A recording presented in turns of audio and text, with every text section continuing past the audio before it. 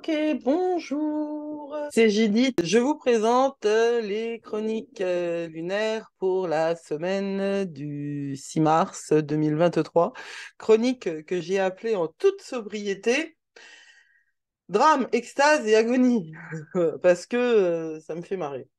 Et puis parce que quand il y en a, faut le dire. Voilà. C'est une semaine extrêmement intense et qui va en fait tourner autour d'un jour en particulier. Sauf que un jour en astrologie, c'est... Vous savez, je vous parle souvent de l'effet Ripples, donc comment ça s'appelle? En français, je n'arrive jamais à m'en souvenir. Les, l'effet concentrique de quand on jette un caillou dans l'eau. Ça avait des vagues comme ça. Imaginons que tout ce qui nous est arrivé jusqu'à présent, ces 2 dernières années, c'était des petits cailloux. Eh bien, aujourd'hui, c'est un énorme caillou qui est tombé. Enfin, aujourd'hui, cette semaine, c'est un énorme caillou qui tombe dans l'eau avec le passage de Saturne en Poisson. J'en ai déjà parlé un certain nombre de fois, mais une vérité ne perd pas de sa vérité à être répétée, et je pense que nous avons tous besoin d'entendre des choses pour que justement le drame soit derrière nous, l'extase, on puisse en profiter et que l'agonie, eh bien on va en parler de l'agonie. L'agonie, c'est un combat. L'agonie, ça vient du mot agone en grec qui veut dire combat. Donc l'agonie, c'est pas la fin de la vie, hein. C'est employé pour la fin de la vie, mais en termes étymologiques, l'agonie, c'est pas la fin de la vie. Et je vais aussi beaucoup vous parler de la peur. Mais je ne voulais pas que cette peur apparaisse dans le titre, parce que je souhaite que cette peur ne nous accompagne pas. Je souhaite qu'elle fasse partie de ces choses que l'on conscientise, mais que l'on ne vive pas. Et vous savez ce qu'il va y avoir maintenant? Il va y avoir un générique. Oui!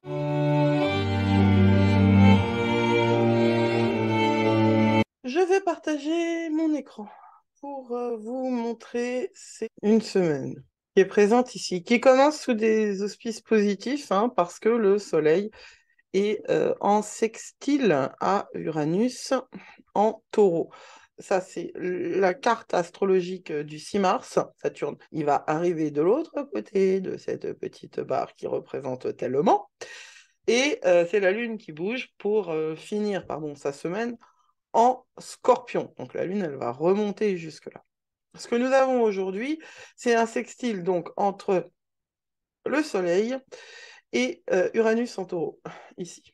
Sextile, c'est d'un angle positif, d'énergie, de création. Le Soleil, il est dans le signe imaginatif, créatif des poissons, et il est sextile avec Uranus en taureau. Du bon côté des choses, ça peut nous donner envie de pas énormément travailler. J'ai une journée d'enfer devant moi, mais c'est pas grave. De pas énormément travailler et de s'offrir quelque chose. Trouver à vous faire plaisir d'une manière ou d'une autre. Et surtout, n'hésitez pas à aller vers des chemins que vous n'avez pas encore explorés parce que Uranus nous sert toujours à ça. Ce que je voulais que vous voyez là aussi, parce que c'est l'énergie qui va colorer absolument toute la semaine, c'est donc la position du nœud nord en scorpion, parce que lui, il ne bouge pas, et il est en train de diriger hein, le reste des énergies, qui est moins concentré que la semaine dernière, mais quand même. L'autre chose qui est super, super importante, c'est Pluton, qui est dans le degré anarétique du Capricorne, parce que Pluton va changer de signe, vous le voyez, le 23, juste après la nouvelle lune, de la même manière que Saturne change de signe le 7, juste après la pleine lune. Pluton, c'est 2 jours après, mais Pluton, c'est une planète encore plus lente. Et oui, c'est une planète. Voilà. Encore plus lente que en astrologie, c'est une planète euh, que Saturne. Donc, il y a véritablement quelque chose là, symboliquement, qu'il faut entendre de de la transformation violente et complète d'une société. Et oui, je pèse mes mots, la transformation complète et violente d'une société. C'est pas complètement par hasard si demain, au moment de la pleine lune en Vierge et que Saturne passe en Poisson, c'est-à-dire que Saturne quitte le degré anarétique du Verseau, il y est encore, hein, il y est aujourd'hui et il y sera demain. Il passe en Poisson, Saturne, à 14h45. Ça veut dire que la moitié de la journée, Saturne est encore dans ce degré anarétique du Verseau. Et le degré anarétique, j'en parle à tire-larigot, c'est un moment de crise.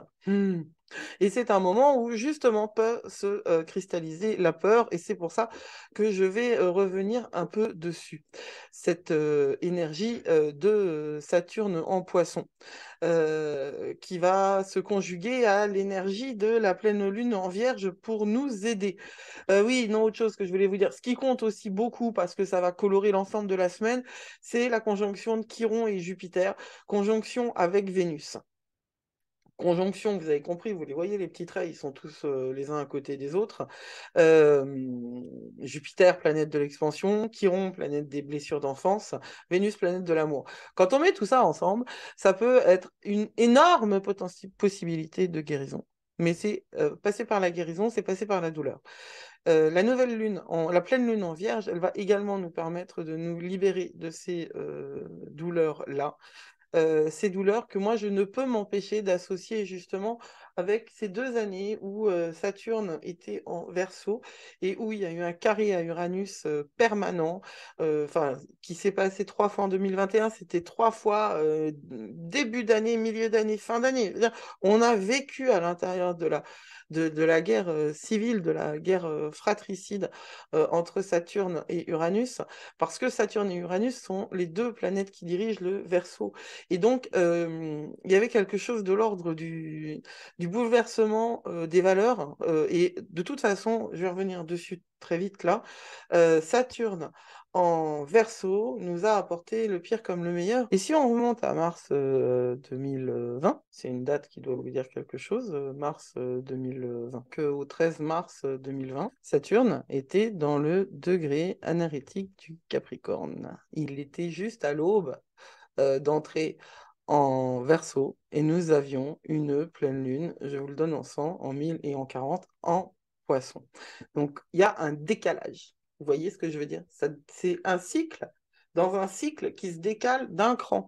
En fait, l'astrologie, c'est véritablement c'est de l'horlogerie suisse la plus subtile du monde.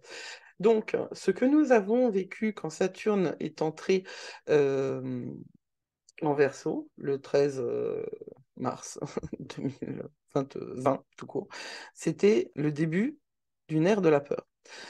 Saturne en Verseau, c'est la constriction dans le domaine de l'air, donc ce n'est pas très, très surprenant que quelque chose soit arrivé au niveau du système respiratoire. Ce qui, moi, ce que je retiens, c'est pas tant la pandémie, elle a existé, la pandémie, que la manière dont elle a été traitée et que la manière dont elle nous a été transmise et que ce que nous avons conservé de ça. Qu'avons-nous conservé de cette pandémie? La peur. On aurait pu utiliser cette réalité qui était la maladie pour créer un monde absolument nouveau. Et d'ailleurs, de nombreuses âmes positives et pas très ancrées et qui nous disaient le monde d'après sera plus jamais comme avant. Eh ben, le monde d'après, il est très exactement comme le monde d'avant, voire pire, parce que nous avons abdiqué quelque chose de l'ordre de notre autonomie, notre personnalité, la prise en charge de notre santé. Je ne vais pas faire des minutes et des minutes sur la question du Covid, mais moi, ce qui me paraît le plus fondamentale dans la question du Covid, c'est la manière dont ça a été géré et la manière dont ça a été informé. À l'époque, Mercure était en Verseau et il est passé par il était à la limite du degré anarétique du Verseau, parce que Mercure, c'est lui qui va s'occuper de notre communication.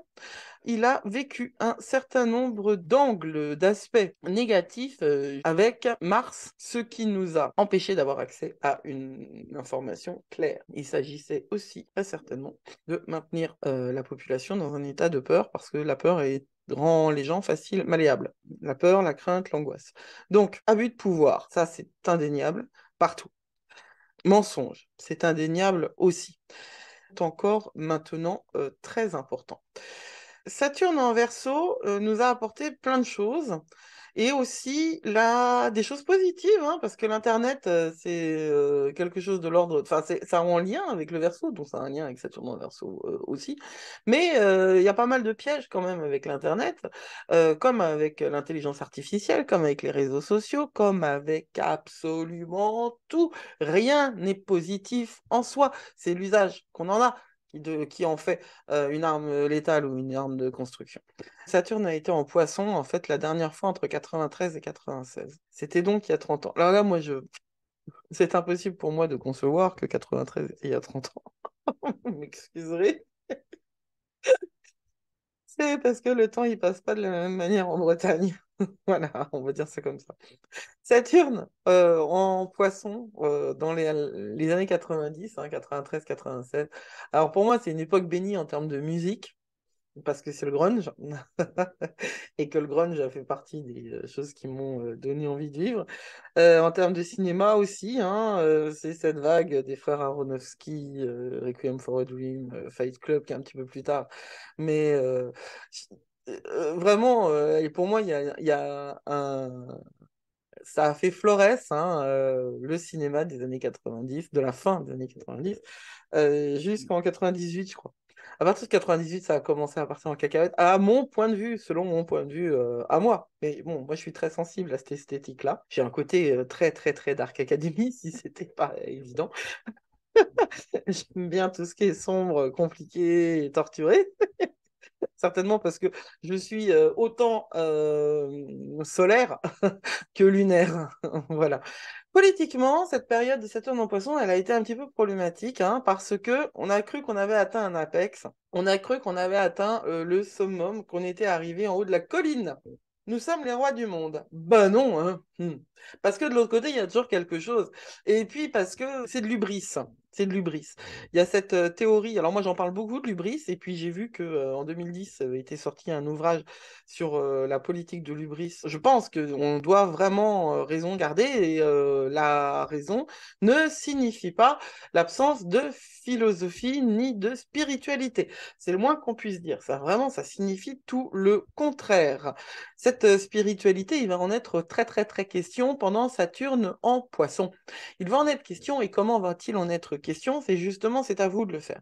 C'est à nous, c'est à moi. Si je parle autant en ce moment, si je diffuse autant en ce moment, si j'ai quasiment tout rendu gratuit en ce moment, c'est parce que je pense que c'est de mon devoir de diffuser de l'information.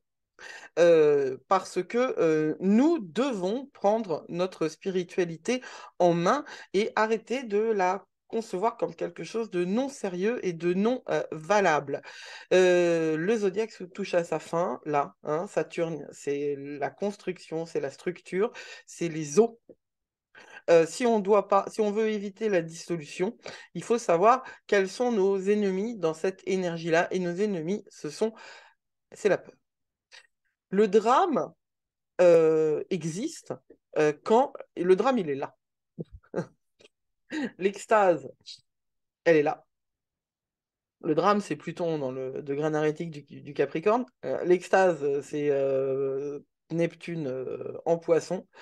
Et l'agonie, c'est le combat que nous devrons avoir avec nous, qui peut être signalé ici, que nous devrons avoir avec nous pour ne pas nous laisser faire par la peur, justement. Euh, Quand le zodiaque touche à sa fin, tout se dissout, hein, dans l'eau d'éternels retours du poisson. Euh, Quand on est en poisson, on ne lutte pas pour devenir quelque chose. The fish doesn't think. The fish knows. Ça, c'est une citation d'un film Arizona Dream. C'est un film de 93 exactement, et il est très très très représentatif. Un film de Kusturica avec une musique fabuleuse de Goran Bregovic, bien sûr, Iggy Pop. Arizona Dream, ça a été pour moi, 93, j'avais 21 ans, ça a été pour moi et Johnny Depp dedans, un moment d'une poésie, d'un truc improbable, impossible à concevoir. Moi qui étais pragmatique, ascendant rationnel. Et c'était quelque part le début, non pas du tout de mon trajet spirituel, parce qu'il a mis bien 10 à 20 ans de plus pour arriver. Ça a résonné en moi et ça m'a fait comprendre à quel point j'avais énormément de mal à fonctionner avec les autres, donc j'ai trouvé une autre manière de vivre, parce qu'à l'époque, je n'avais aucune idée du type de diagnostic que je pourrais avoir après. Et dans Arizona Dream, il y a une histoire de poissons, des poissons volants. Et une des phrases récurrentes, c'est The fish doesn't think, the fish knows. Et elle fait même partie de la chanson chantée par Iggy Pop, la chanson phare de ce film-là. Et le poisson ne pense pas, le poisson sait. C'est une véritable réalité de cette période de Saturne en poisson. Euh, c'est une dissolution de l'esprit, c'est une dissolution du mental dans l'émotion et dans le ressenti. Et c'est extrêmement flippant. Le drame, il est là aussi. Parce que nous ne sommes pas prêts pour ça et que, en termes de société, clairement, allons-nous prendre les bonnes solutions pour ça? Je ne pense pas. Les années 93-96 ont été exactement aussi les années de la pandémie, du début de la vague des opiacés aux États-Unis, qui après a connu d'autres vagues, mais on a connu un véritable boom de l'usage de drogue aux États-Unis. Et là, le drame, c'est aussi parce que Pluton est dans le degré anarétique du Capricorne jusqu'au 21. Hein. Le moment où la Lune décroît entre la pleine Lune en Vierge et la nouvelle Lune en Bélier, c'est un moment où justement toute cette conjonction du drame, de l'extase et de l'agonie va nous tomber dessus. Saturne en Poisson, c'est un tsunami. Et on est en dessous. Et comme pour tout, si on résiste, ça persiste. Hein. Un des conseils des surfeurs, je ne suis pas surfeuse, hein, quelle surprise, du tout. J'adore l'eau, mais la mer me fait peur. Je l'aime, je la respecte, je la regarde, de pas être très très près, en fait. Et puis certainement pas dessus, parce que c'est plus fort que moi et je sais reconnaître plus fort que moi. Euh, Mais un surfeur m'a dit, quand tu es dans une vague, si le seul truc pour survivre à une vague géante, euh, c'est de lâcher prise. Voilà. Et ça, on peut pas dire que ce soit quelque chose de vraiment facile pour tout le monde. Alors, je l'ai dit, je le redis parce que c'est trop important. Ici, nous allons avoir tout ce temps pour construire nos rêves à l'intérieur. Saturne, ce cycle de Saturne en Poisson va vous inspirer à développer vos rêves, à travailler pour les rendre manifestes. C'est vraiment important. Écoutez ça. Hein. Ça va. C'est un but qui va vous guider pour vous consacrer à apporter la beauté de votre monde intérieur dans le monde extérieur. Nous n'avons plus le droit de garder nos bienfaits et nos dons pour nous. Il faut partager avec le monde. Artistes, mystiques, guérisseurs vont influencer profondément la société. Et là, je dis, le drame, il est là aussi. Et l'agonie, elle peut être là aussi, parce que ça peut être un temps aussi de retour des sectes. Et il faut faire très attention. Vous êtes responsable de votre spiritualité, vous êtes responsable de vos croyances. Vous ne pouvez pas, vous n'avez pas le droit d'abdiquer votre croyance dans les mains d'un quelconque prêtre. Il y a ceux qui savent, et très bien, je sais, moi, parce que je suis une mystique et que je travaille ma spiritualité depuis des années. J'en sais plus que vous sur bien des sujets, très certainement. Est-ce que je peux être votre directeur de conscience? Pas du tout. Est-ce que je peux être un guide? Oui. C'est-à-dire que c'est quoi un guide? Un guide, c'est quelqu'un qui vous montre. Ça, c'est comme ça c'est comme ça c'est comme ça. Tu fais quoi? C'est quoi ton choix? Qu'est-ce qui résonne en toi? Et pour savoir ce qui résonne en toi, eh ben, il faut que tu fasses le job pour te poser, laisser venir les informations, les traiter avec ta conscience et surtout, surtout, surtout, surtout, ton esprit critique. Le drame, c'est que le poisson peut dissoudre l'esprit critique. Et pourtant, c'est fondamental que l'esprit critique soit à notre portée et soit ici et maintenant. Nous avons vécu donc avec le transit de Saturne en Verseau quelque chose de l'ordre d'une montée de l'autoritarisme et puis aussi d'une montée du passage clairement du citoyen au client. Nous ne sommes plus des citoyens, nous sommes des clients. En tout cas, nous sommes conçus comme ça, des clients d'une certaine croyance, des clients d'une certaine consommation, d'une certaine forme de société. Alors, c'est pas vrai pour tout le monde parce qu'il y a de plus en plus de voix qui se lèvent, mais elles se lèvent d'une manière qui ne sont pas rationnelles. Je suis absolument, totalement et entièrement contre la cruauté envers les animaux. Je ne vois pas en quoi manger du miel participe à la cruauté envers les animaux. J'ai un problème avec les véganes à ce sujet-là, et c'est justement, j'ai un problème avec tout le monde, avec tous ceux qui jettent bébé avec l'eau du bain, avec tous ceux qui ne prennent pas le temps d'avoir un regard critique sur ce qu'on leur dit, qui ne prennent pas le temps de l'information parce qu'ils sont pris à l'intérieur d'un cycle et d'une puissance euh, phénoménale, hein. Je veux dire, si vous ne résistez pas aux réseaux sociaux, c'est pas parce que vous êtes faible, hein, c'est parce que c'est sacrément plus fort que vous, quoi, hein. Si vous avez du mal à vous faire une opinion sur ce qui se passe dans le monde, et bah, c'est pas de votre faute non plus, c'est parce que l'information, la vraie information, elle devient quasi impossible à trouver sans en faire un travail à temps complet. Euh, Ne vous fracassez pas, arrêtez de culpabiliser, prenez vos responsabilités. La chose dont il va falloir vraiment se méfier, c'est la peur. Si la peur tue l'esprit, alors Saturne en Verseau et la pandémie, la manière dont ça a été traité, bah, c'est genre un crime de masse, quoi, hein. Et la peur tue l'esprit. En Verseau, la peur est devenue une prison mentale. Et la peur, elle est là, elle est partout. Nous la connaissons, nous la ressentons encore et on ne sait même pas de quoi, véritablement. Pour la pandémie, on ne savait pas exactement de quoi. Oui, je reviens à ça parce que le problème, c'était pas le Covid. Enfin, si, certainement. Mais le problème, c'est que l'hôpital avait été entièrement démonté à des fins de profit, tout simplement. Un hôpital n'est pas un objet de profit. Bon, voilà, ça c'est une évidence, c'est du bon sens, quoi, c'est du bon sens, mais le bon sens, il est plus du tout près de chez vous. Bon, la peur, donc, elle était une prison mentale quand Saturne était en Verseau. Le problème, c'est que quand Saturne est en Poisson, la peur, c'est carrément l'encre. Vous savez, le bloc de béton qui va vous faire couler, ce que les mafieux utilisent dans les films, et certainement en vrai, hein, j'en sais rien, pour faire disparaître les corps. La peur, c'est ce qui va vous empêcher de vous envoler. Et Saturne en Verseau, c'est aussi la récidive des drogues et des manières dont on va pouvoir échapper à la réalité en se faisant du mal parce que la peur est là pour nous tirailler justement. C'est l'agonie, c'est le combat entre la peur et l'espérance. Le poisson, c'est ça, hein. Le signe du poisson, c'est ça. Vous voyez, il y a deux. Moi, c'est comme ça que je le lis. Je veux dire, c'est dans la contrainte que la créativité arrive, hein. C'est pas dans la liberté totale parce que la liberté totale, le poisson, s'il y a que du poisson, il y a rien. Il n'y a pas de création, il y a rien. Il y a juste se laisser porter. C'est dans cette tension-là qu'il y a de la créativité et qu'on trouve des solutions.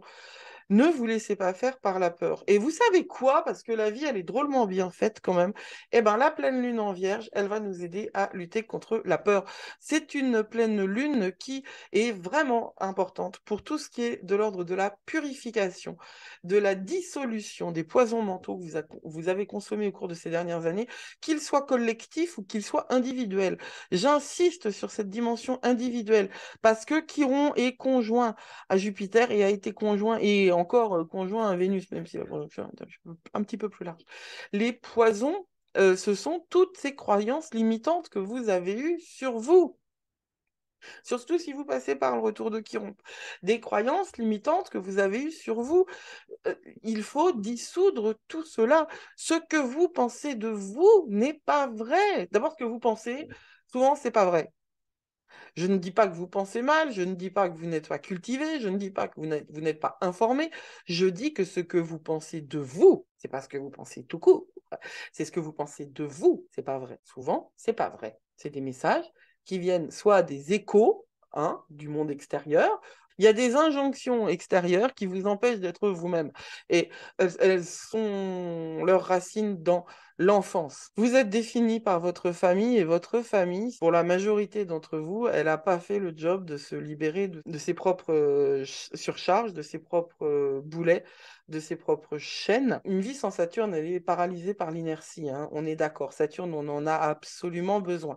Il faut faire attention à la manière dont on va l'utiliser. Saturne, c'est ce qui va permettre en Kabbale, Saturne, c'est associé à la sphère de Binah, c'est qui condense la matière du divin dans une forme. Quelque part, c'est comme un utérus.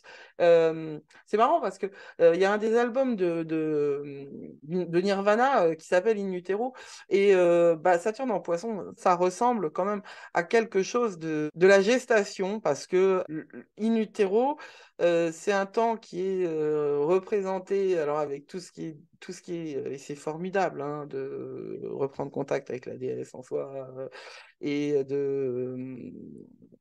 les womb healing, c'est tout ce qui est guérison de cet espace de la féminité qu'on a utilisé pour asservir les femmes, quoi, tout simplement. N'empêche qu'en soi, un utérus, c'est sombre et c'est très pressurisé. Donc, la transformation de la lumière du divin en forme, elle se fait pas sans mal. N'est-ce pas? Saturne en Verseau a possiblement resserré votre esprit, hein, avec la peur. Saturne en Poisson peut encore rétrécir vos émotions. Donc faites attention justement à ça. Prenez conscience du potentiel d'extase qu'il y a dans cette présence-là et dans la manière dont ça va se jouer. C'est parce que nous avons aussi la possibilité, le risque de la mélancolie et de l'association de cette mélancolie avec des manières de faire qui ne vont pas faire de bien. Sauf que la pleine lune, là, elle va vous aider. C'est une pleine lune de purification. Faites ce qu'il faut pour vous, pour purifier, pour vous dégager, pour dissoudre. Je vous renvoie à regarder la vidéo que j'ai faite sur la pleine lune en Vierge avec des affirmations. Je vous renvoie aussi au Patreon parce que là, il y a encore la possibilité d'avoir accès à ce dossier qui va vous aider beaucoup à faire le point pour profiter au mieux de cette pleine lune en Vierge, enfin associée à Saturne en Poisson, et faire de ces énergies-là l'énergie qui va travailler à l'amélioration de votre vie spirituelle et à maîtriser votre art et surtout vous prendre au sérieux. Vraiment, vous prendre au sérieux. C'est fondamental que vous soyez avec vous et que vous vous dégagiez de toutes ces choses qui vous gênent, comme la crainte, la honte et la haine, qui sont des poisons mentaux. La honte vient de l'enfance. La crainte, la peur et la haine viennent possiblement de l'enfance, mais également du monde extérieur, qui vous apprend à vous méfier de l'autre, hein, parce qu'il est différent, parce qu'il vient d'ailleurs, parce que. Nous ne pouvons plus vivre dans cette pensée-là, et pourtant, c'est ce qui se passe. Mais je vous assure que faites le travail maintenant sur vous, et le monde s'améliorera. Dégagez-vous de ces énergies-là, et le monde s'améliorera. La Vierge, elle apporte ce qu'il faut de guérison à votre âme. Soleil, il est en poisson et ça vous parle aussi de purification. Ne craignez rien, vous êtes des esprits incarnés et non l'inverse. Vous avez, grâce à cette pleine lune qui va éclairer en vous les zones de mélancolie, qui peuvent être des trésors de richesse artistique, qui peuvent être des poisons aussi.